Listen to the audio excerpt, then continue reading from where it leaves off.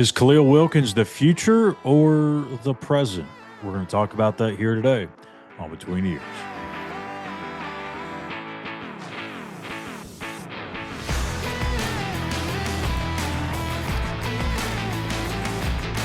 Hello, everybody, and good Saturday morning. It is another edition of Between The Eers. It is the morning after, not on Sunday, obviously, because of the game, but here today on Saturday morning. Obviously, I've still not yet gone to bed wearing the same stuff as I did in the post-game show last night.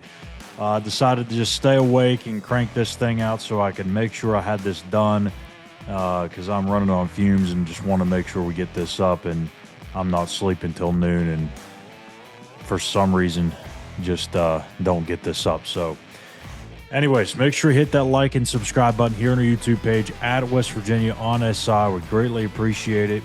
After today, we will take tomorrow off, which we usually have our morning episode, our morning after episode on Sunday. So we'll take tomorrow off Monday, and we'll be back Tuesday, Wednesday on the bye week, and we will return on Sunday to our normal week schedule. So Khalil Wilkins, first career start at quarterback, goes 7 of 15 for 81 yards and 2 touchdowns. Also runs the ball for an absurd 23 carries, 89 yards, and a touchdown. If you would have told me that Khalil Wilkins ran the ball 23 times in this game, I honestly don't know what I would react at. I don't know what my reaction would be. I don't know if that meant that things were going so well, so splendidly with the West Virginia offense that he was so dynamic and they just couldn't stop running him, or if it was the complete opposite in that the offense was just stuck in the mud and couldn't get anything going, and he was the only reason they were doing anything. Well, the latter was pretty much the truth, at least when it comes to the run game. Dior Hubbard, really non-existent in this one. I think he finished with around 17 carries, 32 yards or something like that. Ty Edwards got a couple of carries, just wasn't that effective. You can tell he's still working through that hip pointer. And by the time we see him again here in a couple of weeks against UCF, you would expect that that thing's probably damn near completely healed. Just didn't have that same burst and that same first step speed out of the backfield that he had against Pitt. So unfortunate, but for Khalil Wilkins, what a gutsy performance. I mean, just the way that kid hung in there. He took some shots.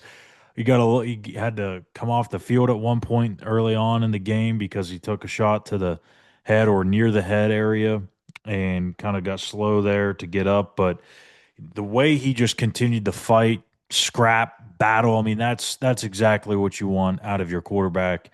Probably don't want him taking the amount of shots that he did or running the ball as many times as he did. And I don't think Rich Rod probably had the game plan as give him 20-plus carries, but it kind of ended up being that way because it was the only way they could actually do anything running the football.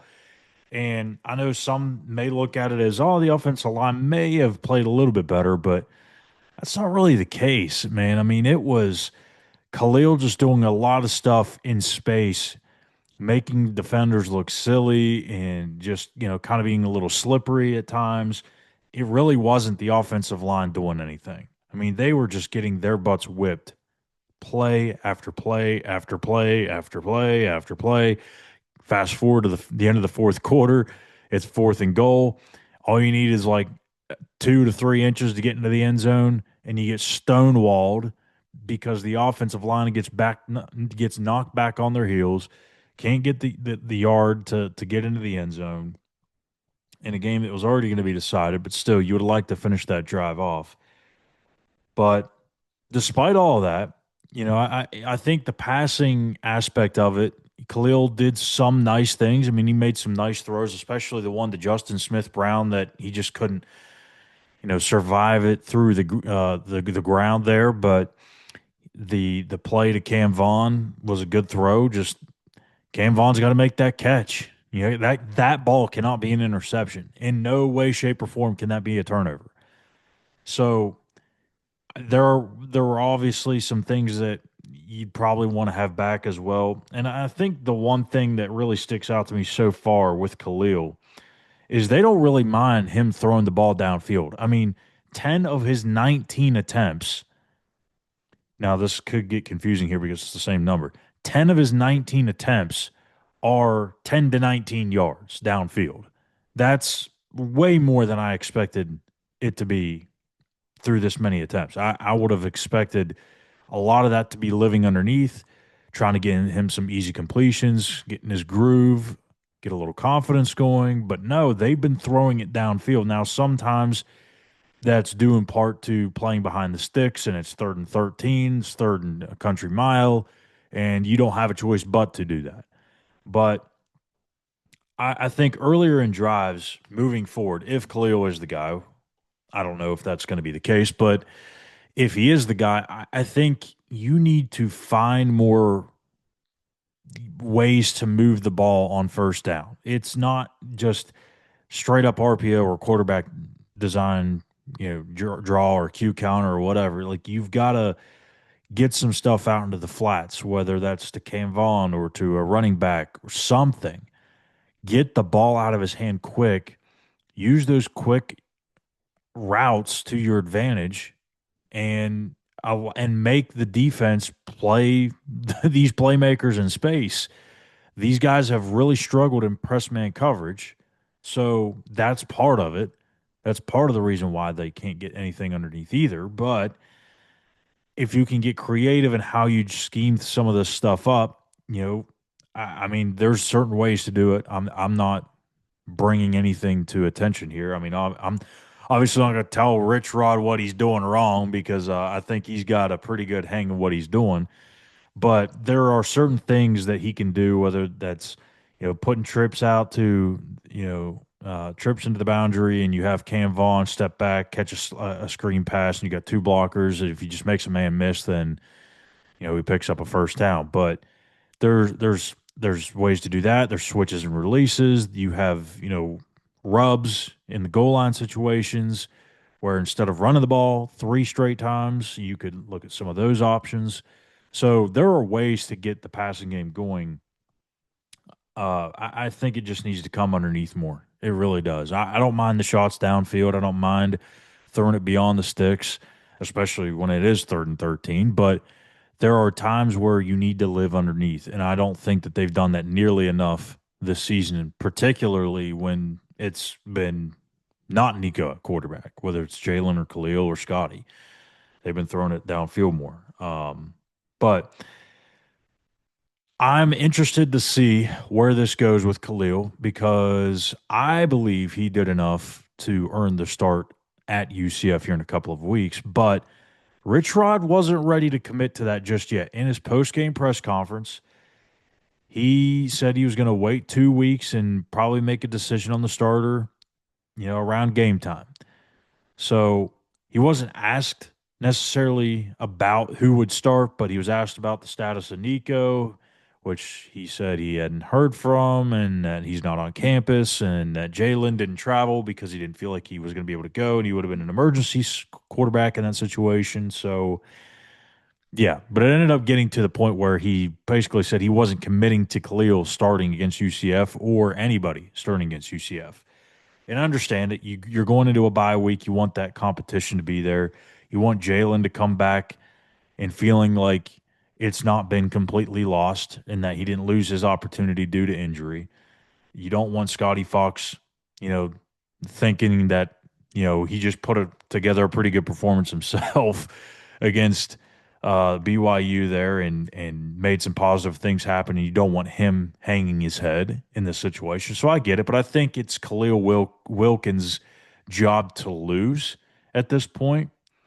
And I say that, but I also want to see more Scotty Fox. Like I think it's a unique situation because you have two really talented young quarterbacks that could be the future of your program, and you need to find out who that man's going to be. So over these next 6 games, I'm sorry, Jalen Henderson, and I'm sorry, Max Brown, but I've got to figure out what the hell I've got in these two youngsters. If I'm Rich Rodriguez, I'm finding out the most that I can about those two in particular. And I know it's going to be hard because you have the offensive line and their issues, but you've got to see what they bring. And we've seen some flashes from both now, but we really haven't seen Scotty Fox in that starting role, right? We've seen it from Khalil once, but that was a very unideal situation. You're going to a top 25 team on the road on a short week. In that environment, it's a top 15 defense statistically. I mean, that's just not an ideal situation. So I would give Khalil the UCF game. Depending on what happens in practice, obviously that's going to play a part in it as well.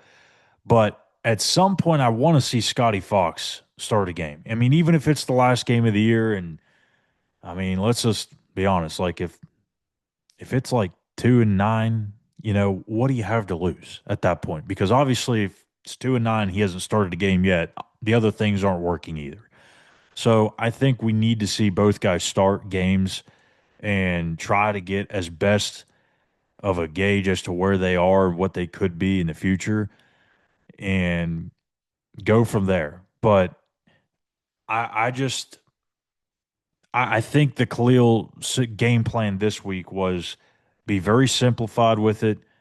Don't try to make all these elaborate play calls to make his life extremely difficult, more harder than more challenging than it already was going to be. And they kind of stuck to that. And they still put together 24 points. So what can they do with coming off a bye week and having 2 weeks to prepare and maybe start to take those training wheels off of Khalil? I think you're going to see the passing game be more in depth moving forward. They clearly trust him throwing the ball down the field. I mean, that's evident in the number I laid out earlier. So are we going to see him throw it 25 times a game and maybe only run it 10 to 15 times a game? Maybe it gets to that point. I don't know that it's in Orlando, but I think it's certainly possible. I think just as the season goes along, if he is the guy, the more you get into it with him, the more the training wheels should fall off. You don't want this to be the situation where he's running the ball 20 plus times a game and he's not even throwing it for over 100 yards. I mean, that's just not going to win you games, not in this league. So I don't know, but I'm intrigued by him. I'm intrigued by what I saw to Scotty Fox. It's an intriguing situation. I'd like to see both, but I want to hear what you guys have to say. Who do you think should start against UCF?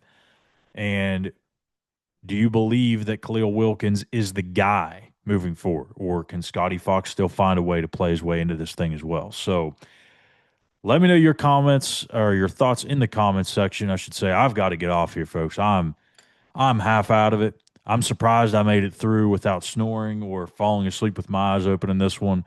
Yeah, that was a tough one. Hope the Big 12 never does that again. That was brutal. But all right, I'm going to go take a nap.